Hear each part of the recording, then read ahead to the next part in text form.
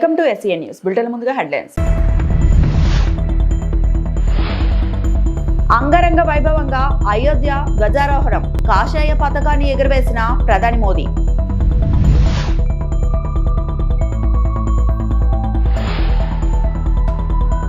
కడప జిల్లాలో 3 రోజుల పాటు వైఎస్ జగన్ పర్యటన.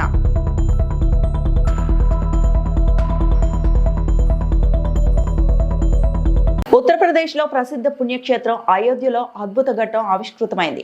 బాలరాముడు కొలువైన ఈ ఆలయంలో మంగళవారం అంగరంగ వైభవంగా ధ్వజారోహణ కార్యక్రమం జరిగింది. గర్భగుడిపై కాషాయ వర్ణంలో ధర్మధ్వజాన్ని ప్రధానమంత్రి నరేంద్ర మోడీ ఎగురవేశారు.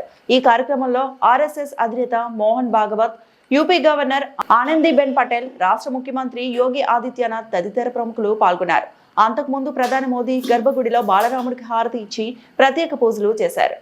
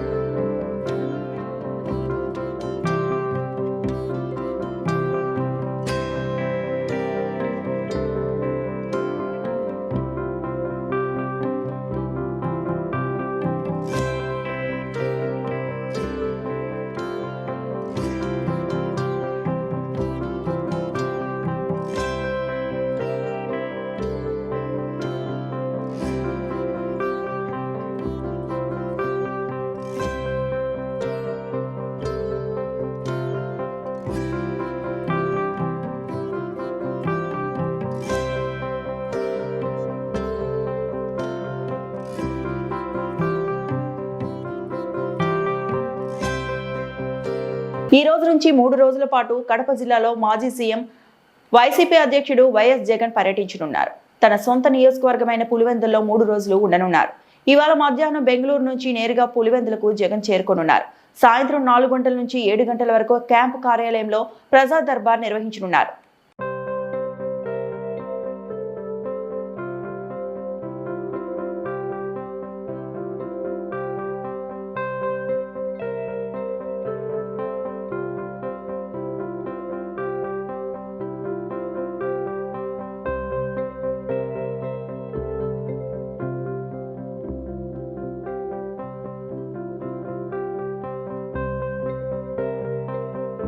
ఐదేళ్లలో కూటమి ప్రభుత్వం 15 లక్షల ఇళ్లు పేదలకు ఇచ్చేలా టార్గెట్ పెట్టుకున్నామని ఏపీ సమాచార శాఖ మంత్రి కొలుసు పార్థసారథి చెప్పారు. హౌస్ ఫర్ ఆల్ కాన్సెప్ట్ కూటమి ప్రభుత్వం ముందుకు వెళ్తోందని, 5 లక్షల ఇళ్లు ఉగాదికి పంపిణీ చేస్తామని హామీ ఇచ్చారు. 2019-24 మధ్య 18 లక్షల ఇళ్లు మంజూరు అయితే కనీసం 4 లక్షల ఇళ్లు కూడా కట్టలేదని గత వైసీపీ ప్రభుత్వాన్ని విమర్శించారు. ప్రతి 3 నెలలకు ఒకసారి గృహప్రవేశ కార్యక్రమాలు నిర్వహిస్తామని పార్థసారథి తెలిపారు. ఈ రోజు ఉదయం ఏపీ సచివాలయంలో మంత్రి మీడియాతో మాట్లాడారు. 2014-19 5 సంవత్సరాల పరిపాలన, 2019-2024 ప్రభుత్వాన్ని చూసినట్లయితే గృహ నిర్మాణ శాఖకు సంబంధించి 2014-19 మధ్యలో చంద్రబాబు నాయుడు గారు ముఖ్యమంత్రిగా ఉన్న కాలంలో 8,687 ఇళ్లను పూర్తి చేశామని చెప్పేసి మనం చేస్తా ఉన్నాను. మరి 2019-24లో జగన్మోహన్ రెడ్డి గారు ముఖ్యమంత్రిగా ఉన్న సమయంలో కేవలం 6 లక్షల ఇల్లు మాత్రమే పూర్తి చేశారని చెప్పేసి కూడా ఈ సందర్భంగా నేను మనవి చేస్తా ఉన్నా. నేను 5 సంవత్సరాల్లో వైఎస్ఆర్ కాంగ్రెస్ పార్టీ 6 లక్షల ఇల్లు పూర్తి చేస్తే ఈ 16-17 నెలల కాలంలోనే 3,192 ఇల్లు పూర్తి చేసిన ఘనత కూడా కూటమి ప్రభుత్వాన్ని అని చెప్పేసి కూడా మనవి చేస్తా ఉన్నాను. వారు ఏదైతే వాదన చేస్తున్నారో మేము కట్టిన ఇల్లు వాళ్ళు ప్రారంభోత్సవం చేస్తున్నారు, మేమే మొత్తం ఇల్లుని స్టార్ట్ చేశామని చెప్పి చెప్పుకుంటున్నారో, ఒకసారి ఆనాటి ముఖ్యమంత్రి యొక్క ఆలోచన ధోరణి ఓసారి అది చూస్తే, ఎన్టీఆర్ హౌసింగ్లో ఏదైతే 2014-19 మధ్యలో నిర్మాణంలో ఉన్న ఇల్లుని ఏదైతే చూస్తే దాదాపు 4.7 లక్షల ఇళ్ళని ఏదైతే నిర్మాణంలో వివిధ దశల్లో ఉన్నాయో వాటన్నిటిని కూడా క్యాన్సిల్ చేశారు. అదేవిధంగా 2.7 లక్షల మంది ఇల్లు పూర్తి చేసుకుంటే 920 కోట్ల రూపాయలు ఎగ్గొట్టారు. ఈరోజు వైఎస్ఆర్ కాంగ్రెస్ పార్టీ వాళ్ళు చెప్పాల్సింది ఒకటే, అంటే దాదాపు 8 లక్షల మందికి డబ్బులు ఎగ్గొట్టనివ్వండి, లేకపోతే మధ్యలో ఉన్న వాళ్ళని ఆపేసేయండి. అంటే ఈ 8 లక్షల మందిలో కూడా 8 లక్షల ఇళ్లలో కూడా చంద్రబాబు నాయుడు గారు నివాసం ఉంటారనుకున్నారా, లేకపోతే తెలుగుదేశం మంత్రులు ఎమ్మెల్యేలు నివాసం ఉంటారనుకున్నారా, లేకపోతే ఈ 8 లక్షల మందిలో ఎస్సీలు, పేదవాళ్ళైన ఎస్సీలు, బీసీలు, ఎస్టీలు, అదేవిధంగా పేద అగ్రవర్ణాల వాళ్ళు పాపం కష్టం కూడ తీసుకుని రూపాయి కట్టుకుంటున్నారనే ఆలోచన కూడా ఆనాటి ముఖ్యమంత్రి గారికి రాలేదా అని చెప్పేసి నేను ప్రశ్నిస్తా ఉన్నా. నేను నిర్దాక్షిణ్యంగా 921 కోట్లని ఎగ్గొడతమే కాకుండా 4.7 లక్షల ఇల్లు వివిధ దశల్లో ఉన్న ఇళ్ళని రద్దు చేశారు. దాంట్లో దాదాపు నాకు తెలిసి ఆ పేదవాళ్ళందరూ కూడా 500 నుంచి 1000 కోట్ల వరకు ఖర్చు పెట్టుకుంటారు సొంత డబ్బు. 5 సంవత్సరాలు వృధాగా అయిపోయినాయి. అంటే వారికి ఆ ఇళ్లలో ఎస్సీ, ఎస్టీలు, బీసీలు, పేదవాళ్ళు నివాసం ఉంటారనే ఆలోచన రాలా. కానీ ఈరోజు ఈ ముఖ్యమంత్రి గారు ఏం చేస్తున్నారో ప్రజలందరూ కూడా ఆలోచించాలి.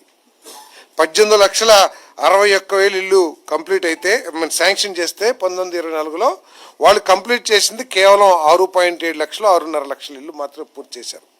మిగిలిన ఆయనకి మిల్లేనే చంద్రబాబు నాయుడు గారు ఆలోచించిన. ప్రభుత్వ విప్ వేములవాడ ఎమ్మెల్యే ఆది శ్రీనివాస్ కు త్రుటిలో ప్రమాదం తప్పింది. కాంగ్రెస్ నేతలు అధికారులతో కలిసి వేములవాడ మున్సిపల్ పరిధిలో డబుల్ బెడ్రూమ్ ఇళ్లను మంగళవారం ఉదయం ఆయన పరిశీలించారు. In charge collector Garima Agarwal party నేతలతో కలిసి గృహ సముదాయం వద్ద బేస్మెంట్ ను నిల్చొని పరిశీలిస్తున్న క్రమంలో ఒక్కసారిగా అది కుంగింది. ఈ ఘటనతో అధికారులు ఒక్కసారిగా ఆందోళనకు గురయ్యారు. వెంటనే అప్రమత్తమైన కాంగ్రెస్ నేతలు ఆది శ్రీనివాస్ కింద పడిపోకుండా పట్టుకోవడంతో ప్రమాదం తప్పింది.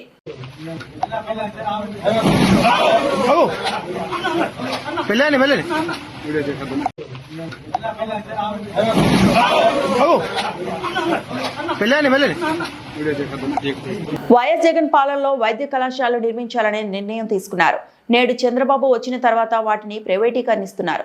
దీనికి వ్యతిరేకంగా వైఎస్ఆర్ కాంగ్రెస్ పార్టీ చేపట్టిన సంతకాల సేకరణకు యువ విద్యార్థి లోకం నుండి మంచి స్పందన వస్తోంది. విద్యార్థి లోకం స్వయంగా వచ్చి ఈ సంతకాల సేకరణ ఉద్యమంలో పాల్గొని ప్రభుత్వానికి అండగా నిలుస్తోంది. వరదు కళ్యాణి ఎమ్మెల్సీ వైఎస్ఆర్సీపీ మహిళా విభాగం అధ్యక్షురాలు. సంతకాల సేకరణ మెడికల్ కాలేజీలు ప్రభుత్వమే కట్టాలి, ప్రైవేటైజేషన్ వద్దు అని చెప్తూ మా వైఎస్ఆర్ కాంగ్రెస్ పార్టీ ఆధ్వర్యంలో మా జగనన్న ఆదేశానుసారం ఈ సంతకాల సేకరణ చేపట్టడం జరిగింది. ఈరోజు చూస్తే విద్యార్థులు వాళ్ళంతటా వాళ్ళు వాలంటీర్గా వచ్చి మేము సంతకం పెడతాము, మాకు ఈ మెడికల్ కాలేజీలు ప్రభుత్వమే కట్టాలి అని మేము బలంగా కోరుకుంటున్నాం అనేసి చెప్పడం జరుగుతూ ఉంది. నిజంగా ప్రజల స్పందన చూస్తూ ఉంటే చాలా సంతోషంగా ఉంది. ప్రజలు ఎంతగా ఈ మెడికల్ కాలేజీల ప్రైవేటీకరణ వ్యతిరేకిస్తున్నారనే విషయం ఈ సంతకాలు వాళ్ళు పెడుతున్న విధానాన్ని చూసి అర్థమవుతూ ఉంది. ఎందుకంటే ఈ రాష్ట్రంలో జగనన్న ముఖ్యమంత్రిగా అవ్వక ముందు 2019కి ముందు కేవలం 12 ప్రభుత్వ మెడికల్ కాలేజీలు ఉన్నాయి. జగనన్న ముఖ్యమంత్రి అయ్యాక 5 ఏళ్ల కాలంలో 17 మెడికల్ కాలేజీలు కట్టడానికి సంకల్పించారు. అందులో 2 ఏళ్లు కోవిడ్ లాంటి విపత్తులు వచ్చినా కూడా వాటిని అధిగమించి 5 మెడికల్ కాలేజీలు కట్టి ప్రారంభించడమే కాకుండా మళ్ళీ రెండవ విడతలో ఇంకో 5 కాలేజీలు కట్టడం కోసం చాలా వరకు నిర్మాణం పూర్తి చేస్తే 2024 ఎన్నికలు అయ్యాక జగనన్న ప్రభుత్వం రాకుండా చంద్రబాబు నాయుడు గారు ప్రభుత్వం రావడంతో ఈ మెడికల్ కాలేజీలకి చంద్రగ్రహణం పట్టింది అనేసి స్పష్టంగా అర్థమవుతుంది. ఎందుకంటే మొన్ననే 10 మెడికల్ కాలేజీలు, ఈ 17లో 10 మెడికల్ కాలేజీలకి ప్రైవేటైజేషన్ చేస్తూ పీపీపీ మోడ్ అంటూ టెండర్లు పిలవడం జరిగింది. ఎంత దారుణంగా చంద్రబాబు నాయుడు గారు తన బినామీలకి ఈ మెడికల్ కాలేజీల ఆస్తులు కట్టబెట్టడానికి ప్రయత్నిస్తూ ఉన్నారు అనే విషయం దీన్ని బట్టి అర్థమవుతుంది. హిందూపురంలో వైఎస్ఆర్సీపీ కార్యాలయంపై తెలుగుదేశం కార్యకర్తలు దాడి చేసి విధ్వంసం సృష్టించడం ప్రజాస్వామ్య స్ఫూర్తికి విఘాతం. టీడీపీ కార్యకర్తలు వస్తుండగా పార్టీ కార్యాలయాన్ని ధ్వంసం చేశారు. ఇవన్నీ సీసీ కెమెరాల్లో రికార్డయ్యాయి. పోలీసులకు స్పష్టంగా తెలిసినా వారు ఏమీ చూసి చూడనట్లు నటిస్తున్నారు. అధికార పార్టీ కార్యకర్తలు ప్రతిపక్ష పార్టీ కార్యాలయంపై దాడి చేయడం అంటే రాష్ట్రంలో శాంతి భద్రతల స్థాయిలో అర్థమవుతుంది. T N Deepika, Hindupuram YSRCP in charge. Party కార్యాలయం వద్ద పెట్టినటువంటి ప్రెస్ మీట్ కు విచ్చేసినటువంటి ప్రింట్ అండ్ ఎలక్ట్రానిక్ మీడియా సోదరులకి మరియు ఇక్కడికి విచ్చేసినటువంటి బీసీసీఎల్ డిపార్ట్మెంట్ నుంచి వచ్చినటువంటి మన స్టేట్ లీడర్ రమేష్ గౌడ్ గారికి మరియు మన వివిధ హోదాలో ఉన్నటువంటి మన పార్టీ లీడర్స్కి, లేపాక్షి లీడర్స్కి, హిందూపూర్ టౌన్, హిందూపూర్ రూరల్ మరియు మన చిలమత్తూరు లీడర్స్కి అందరికీ స్వాగతం చెప్తూ ఈరోజు ప్రెస్ మీట్ ముఖ్య ఉద్దేశం ఏమిటంటే 15వ తారీఖు మన పార్టీ కార్యాలయం పైన చేసినటువంటి దాడి పైన ఈరోజు ఒక ప్రెస్ మీట్కి మేము ఇక్కడ సమకూర్చున్నాము అందరినీ. ఆ రోజు జరిగినటువంటి దాడి దాదాపు మధ్యాహ్నం 3:50కి జరిగింది. స్టార్ట్ అయింది, దాదాపు ఒక అరగంట జరిగింది. ఆ సమయంలో ఎప్పుడు అందరికీ, మన వాళ్ళకి అందరికీ తెలుసు, నేను ఆడే పార్టీ ఆఫీస్ వద్దనే ఉంటాను అని. నేను పోలీసు వాళ్ళని కూడా అడుగుతున్నాను అండ్ టీడీపీ వాళ్ళని కూడా ఈరోజు నేను ప్రశ్నిస్తున్నాను.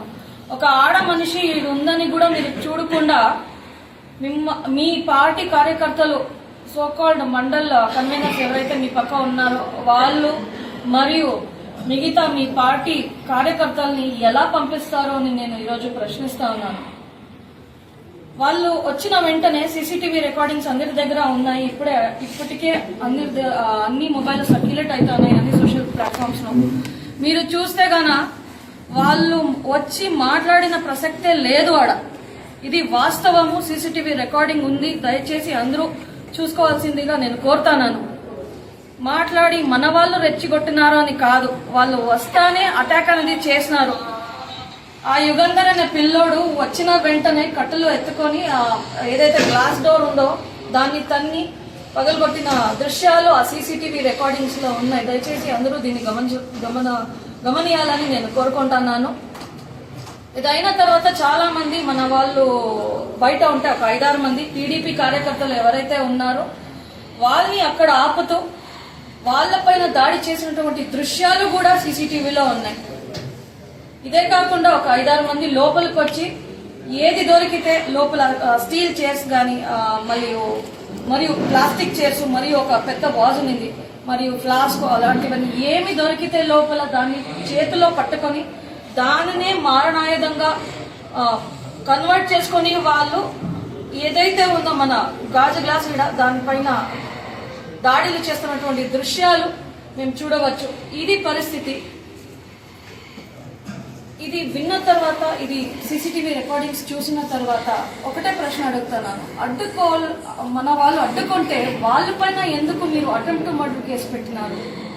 ఇది ఎంతవరకు న్యాయం అని నేను ఈరోజు అడుగుతున్నాను. మన వైఎస్ఆర్సీపీ కార్యకర్తలు ఉండేది ఒక 5, 6, 7 మంది ఉండొచ్చు. అది తప్పితే వాళ్ళు దాదాపు 50 మంది ఉన్నారు. ఎవరిపైన కేసు పెట్టాలా, ఎవరిపైన అటెంప్ట్ మర్డర్ కేసు బనాయించాలని నేను ఈరోజు ప్రశ్నిస్తూ ఈ మీడియా ద్వారా.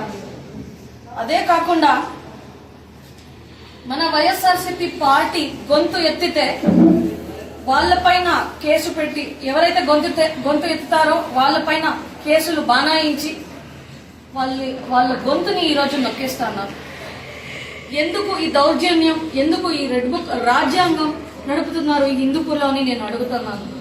గత 40 సంవత్సరాల్లో హిందూపుర నియోజకవర్గంలో శాంతియుతని ప్రజలందరూ కాపాడుకొని వస్తే ఈ రోజు టీడీపీ వాళ్ళు ఒక గూండాయిజంని, ఒక ఫ్యాక్షనిజంని లేపినారా అని నేను రైతుల వద్దకు వెళ్లాలంటే భయపడుతున్న ప్రభుత్వం రైతన్న మీకోసం కార్యక్రమం ప్రారంభోత్సవంలో భయపడిన ప్రభుత్వ డొల్లతనం. కృష్ణా జిల్లా ఘంటసాలలో రైతన్న మీకోసం కార్యక్రమాన్ని ప్రారంభించిన మంత్రి అచ్చెన్నాయుడు. ఘంటసాలలో కృషి విజ్ఞాన కేంద్రంలో రైతులతో ముఖాముఖి కార్యక్రమం. రైతుల స్థానంలో టీడీపీ కార్యకర్తలతో ముఖాముఖి నిర్వహించిన మంత్రి అచ్చెన్నాయుడు. ముఖాముఖిలో అయినపూడి యశోధర, బండి పరాత్మరావులతో మాట్లాడిన అచ్చెన్నాయుడు. బండి పరాత్మరావు ఘంటసాల పిఏసిఎస్ చైర్మన్, టీడీపీ నేత అయినపూడి యశోధర, దోనేపూడి విజయలక్ష్మి టీడీపీకి చెందినవారు. యాంత్రీకరణ కూడా అందరికీ ట్రాక్టర్లు అందరికీ దుఃఖితులు ఇవ్వాలంటే కష్టం. అందుకే దానికి ఒక క్లస్టర్ మీది సచివాలయం, రైతు సేవా కేంద్రం. ఈ ప్రాంతంలో రైతు కావాల్సినటువంటి యాంత్రీకరణ అంతా అక్కడ పెడతాం. మీరు ఎవరికి ఏది కావాలంటే అది తీసుకోవాలి. ఉదాహరణకి ఈ సంవత్సరం ఇంతకుముందు టార్పన్లు మీకు ఇచ్చేవాళ్ళు. ఏ వర్షాలు పడినప్పుడు టార్పన్లు ఇస్తాం. డబ్బులు లేవు టార్పన్లు, కానీ మీకు సమస్య పరిష్కారం అవ్వాలని రైతు సేవా కేంద్రం దగ్గర 3,000 టార్పన్లు ఇక్కడ పెడుతున్నాం. అర్థమైందా? టార్పన్లు ఉన్నాయి. అర్థమైతే మీకు ఇండివిజువల్గా ఇచ్చేవాళ్ళు. ఈసారి రైతు సేవా కేంద్రం దగ్గరే పెడుతున్నాం. ఫలానా రైతుకి వర్షం పడుతుంది, ధాన్యం బయట ఉంటే టార్పన్లు కావాలంటే మీరు అక్కడికి వెళ్ళి నోట్ చేసుకుని మీ టార్పన్లు ఎన్ని కావాలో తెచ్చుకొని మీ అవసరం తీరిపోయిన తర్వాత మళ్ళీ తీసుకెళ్లి అక్కడ. డిజిటల్ క్యూఆర్ కోడ్ పుస్తకాలను పంపిణీ చేసిన ఎంపీ మల్లు రవి. నాగర్ కర్నూలు పార్లమెంట్ పరిధిలో విద్యారంగానికి శుభవార్తగా 10వ తరగతి విద్యార్థుల కోసం ఐఐఎఫ్సిఎల్ సంస్థ సహకారంతో కోటి విలువైన సిఎస్ఆర్ నిధుల ద్వారా ప్రత్యేకంగా రూపొందించిన డిజిటల్ క్యూఆర్ కోడ్ పుస్తకాలను పంపిణీ చేశారు. ఈ కార్యక్రమంలో పాల్గొన్న నాగర్ కర్నూలు పార్లమెంట్ సభ్యులు డాక్టర్ మల్లు రవి ఆధునిక సాంకేతికను ఉపయోగిస్తూ విద్యార్థులు త్వరగా సులభంగా పాఠ్యాంశాలను నేర్చుకునే విధంగా ఈ పుస్తకాలు మేలు చేస్తాయని తెలిపారు. ఇంటర్నెట్ ద్వారా అదనపు వీడియోలు, ఉదాహరణలు, మోడల్ పేపర్లు వంటి సమాచారం క్యూఆర్ కోడ్ ద్వారా సులభంగా పొందే వీలుందని పేర్కొన్నారు. విద్యార్థుల విద్యా ప్రమాణాలను మెరుగుపరిచే దిశగా ఈ కార్యక్రమం పెద్ద ఎత్తున ఉపయోగపడుతుందని అన్నారు. ఈ కార్యక్రమంలో ఐఐఎఫ్సిఎల్ సంస్థ సిఎండి జయశంకర్, నాగర్ కర్నూలు శాసనసభ్యులు రాజేశ్వర్ రెడ్డి, మహబూబ్ నగర్ శాసనసభ్యులు NM Srinivas Reddy, DCCB chairman Vishnuvardhan Reddy, JC Amarender, అధ్యాపకులు, తల్లిదండ్రులు, విద్యార్థులు పాల్గొన్నారు. ఈ విషయం చెప్పినప్పుడు, ఈ డిజిటల్ బుక్స్ ఇచ్చినప్పుడు అది నాకు ఒకటి గుర్తొచ్చింది. అవి చూసేటప్పుడు నేను ఎంబీబీఎస్ చదివేటప్పుడు హార్ట్ ఏ రకంగా పనిచేస్తుంది అనేది మేమంతా చాలా కష్టపడి చదివేవాళ్ళం. ఈ డిజిటల్ కింద హార్ట్కు సంబంధించింది ఆ పాఠం ఏ రకంగా 10th క్లాస్లో వాళ్ళకి అర్థమయ్యేది చెప్తారో శ్రీనివాస్ రెడ్డి గారు నాకు చూపించారు. అప్పుడు నేను అనుకున్నాను, అసలు ఈ డిజిటల్ బుక్స్ మెడికల్ స్టూడెంట్ కూడా ఉంటే మేము కష్టంలో సగం వేస్తే దాన్ని పూర్తిగా అర్థం చేసుకోవచ్చు. హార్ట్ 4 భాగాలు ఉంటాయి, దాంట్లో వెంట్రికల్స్ ఉంటాయి, ఆర్టరీ ఉంటుంది, దాంట్లో వాల్వ్స్ ఉంటాయి, దాంట్లో ఆర్టరీస్ ఉంటాయి, దాంట్లో వెయిన్స్ ఉంటాయి. మరి ప్యూరిఫైడ్ బ్లడ్ ఆర్టరీస్ లో వస్తుంది, అన్ప్యూరిఫైడ్ బ్లడ్ వెయిన్స్ లో వస్తుంది. ఇవన్నీ ఈ డిజిటల్ ద్వారా ఈజీగా ప్రజలకి, పిల్లలకి అర్థమయ్యే విధంగా చూపించడం జరిగింది. అది ఒక్కటి చూడగానే నాకు అర్థమైంది, వీటి డిజిటల్ బుక్స్ మన నాగర్ కర్నూలు పార్లమెంట్లో చదువుకుంటున్నటువంటి 10th క్లాస్ విద్యార్థులందరికీ ఇస్తే ముఖ్యమైన ఎగ్జామినేషన్ 10th క్లాస్లో ఉంటుంది. 8th, 9th, 10th. మేము కూడా అప్పుడు హెచ్ఎస్సి పాస్ అయ్యాము. ఆ హెచ్ఎస్సి ఇప్పుడు 10th క్లాస్ ఉంది. ఈ 10th క్లాస్ పాస్ అయితే ఇంటర్మీడియట్కి పోతాం. అందువల్ల 10th క్లాస్ కోసం ఈ డిజిటల్ బుక్స్ ఏర్పాటు చేయాలంటారు. దాని గురించి మన చైర్మన్ మేనేజర్ గారికి చెప్పినప్పుడు వారు కూడా వెంటనే ఈయన అర్థం చేసుకుని తప్పనిసరిగా. పలు మండలాల్లో పర్యటించిన మంత్రి సీతక్క మహిళలను కోటీశ్వరులు చేయడమే కాంగ్రెస్ లక్ష్యం. ములుగు జిల్లా వ్యాప్తంగా పలు మండలాల్లో పర్యటించిన మంత్రి సీతక్క కన్నాయిగూడ, ఏటూరు నాగరం, మంగపేట మండలాల్లో పలు అభివృద్ధి కార్యక్రమాలను శంకుస్థాపన చేశారు. మహిళా స్వయం సహాయక సంఘాలకు బ్యాంకు లింకేజ్ ద్వారా 102 సంఘాలకు 6,47,55,000 రూపాయలు మరియు కళ్యాణ్ లక్ష్మి చెక్కులను మహిళా సంఘాల సభ్యులకు చీరలను మంత్రి సీతక్క చేతుల మీదుగా అందజేయడం జరిగింది. ఈ సందర్భంగా పంచాయతీరాజ్ స్త్రీ శిశు సంక్షేమ శాఖ మంత్రి సీతక్క మాట్లాడుతూ తెలంగాణ రాష్ట్రంలో కాంగ్రెస్ పార్టీ అధికారంలో ఉన్నంతకాలం 1 కోటి మంది మహిళలను కోటీశ్వరులు చేయడమే ధ్యేయంగా కాంగ్రెస్ ప్రభుత్వం అధికారంలోకి వచ్చిన తర్వాత పెద్ద ఎత్తున వడ్డీ లేని రుణాలు మహిళలకు పంపిణీ చేస్తున్నామని, రాష్ట్ర వ్యాప్తంగా ఉన్న అన్ని అసెంబ్లీ నియోజకవర్గ కేంద్రంగా మరో విడత వడ్డీ లేని రుణాలు పంపిణీ కార్యక్రమాలు నవంబర్ 25న చేపట్టాలని అసెంబ్లీ శాసనసభ్యులను కలెక్టర్ను వెంటనే సమాచారం అందించాలని అన్నారు.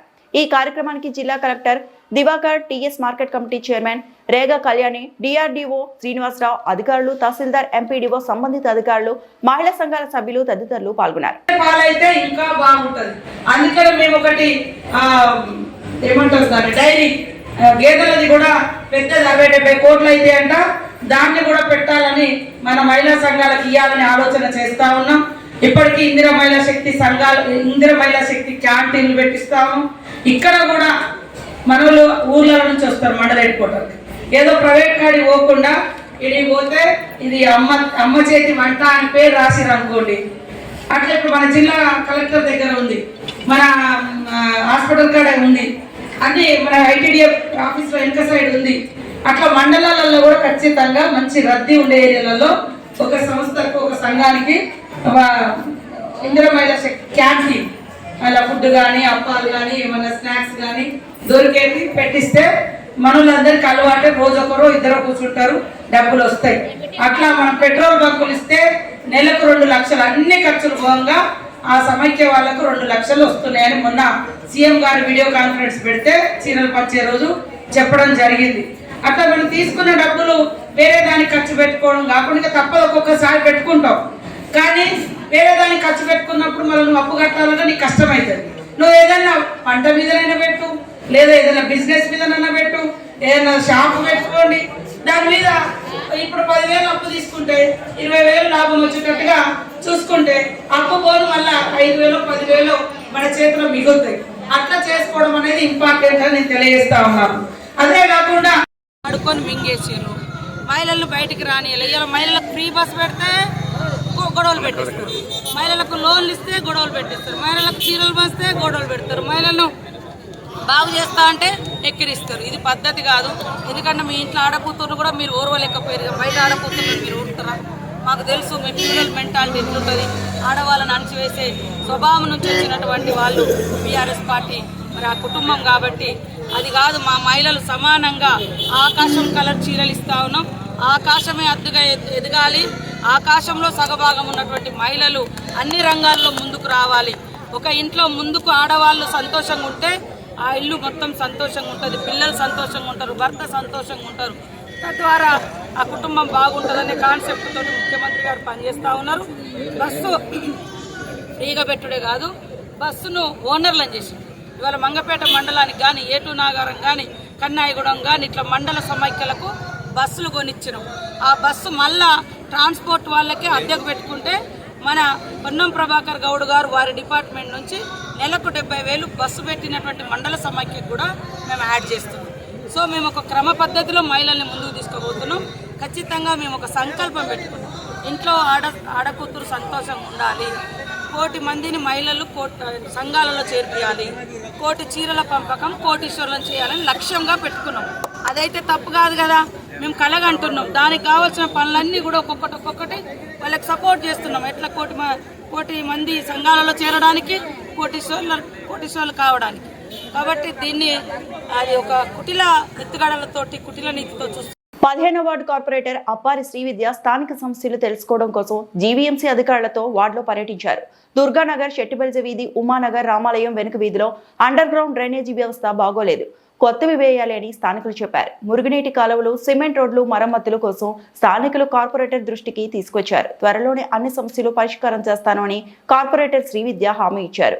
కార్యక్రమంలో zonal commissioner Sivaprasad, executive engineer Gangadhar, deputy engineer Bhagyashri, UGD AE Rahim, AMHO Kishore, town planning officer Pramila, malaria inspector Srinivas, sanitary inspector Kishore, ward కూటమి ప్రెసిడెంట్లు టీడీపీ మల్లా రవి, జనసేన ఎడ్ల కళావతి, వార్డు టీడీపీ సీనియర్ నాయకులు Chelluboina Govind, ward TDP senior కార్యకర్తలు సంపంగి వాసు, కేసుబోయిన రాజు, కేసుబోయిన సత్యబాబు, వెంకోజపాలెం సీతారామ సేవా సంఘం ప్రెసిడెంట్ కేవీఎస్ అప్పారావు, మాజీ ప్రెసిడెంట్లు Mallapoliraju, Paradesi Naidu, BCCL president Sampangi Suresh, TDP in charge organizing secretary Karri Ravi, ward TDP treasurer Pentakota Prakash, Durganagar secretary Avataram, Durganagar గ్రామ పెద్దలు Krishnamurthy, ward BCCL member Shankar, Narala Bujji, Ramu, Srinu, BCCL member Raj Kumar, Bhagyaraju మరియు వార్డు నాయకులు, కార్యకర్తలు పాల్గొన్నారు.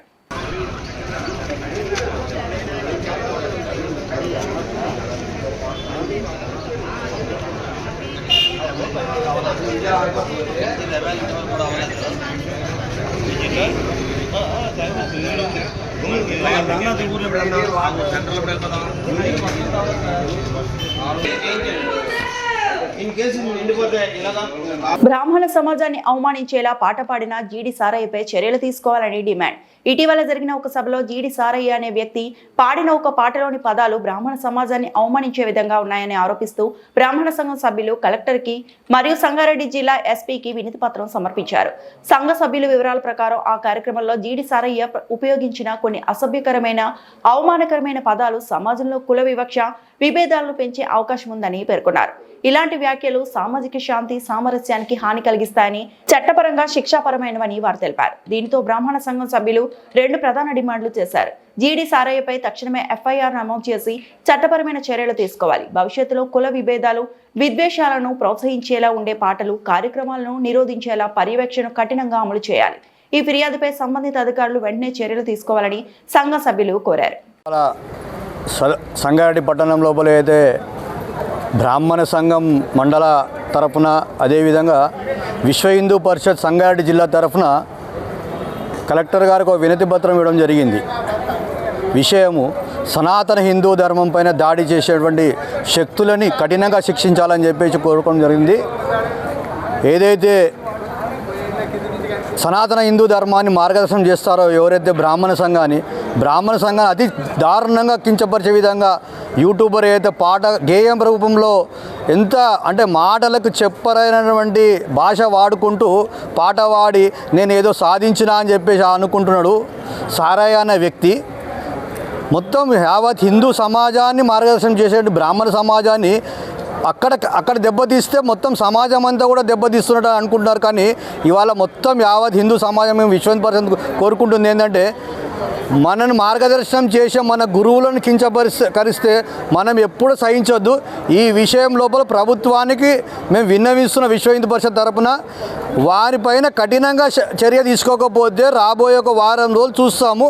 వారం రోజుల అంచెలంచెలుగా ఈ యొక్క ఉద్యమాన్ని తీవ్రతరం చేస్తాం. రాష్ట్ర వ్యాప్తంగా, దేశవ్యాప్తంగా కూడా దీన్ని తీసుకెళ్తాము. ఖచ్చితంగా ప్రతి మండల హెడ్ క్వార్టర్ లోపల ఈ యొక్క కార్యక్రమాన్ని వినతి పత్రం ఇచ్చుకుంటూ పోతాం.